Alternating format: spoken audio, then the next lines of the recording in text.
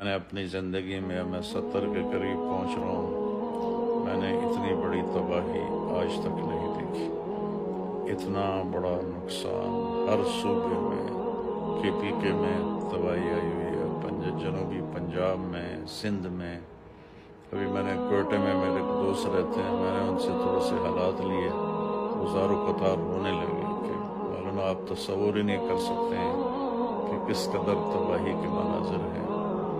اور 300 ڈیم حکومت نے مختلف پچھلے کئی سالوں میں منظور کر کے اس کا بجٹ بھیجا، وہ ڈیم کاغذوں میں بن گئے اور بجٹ افسران کھا گئے۔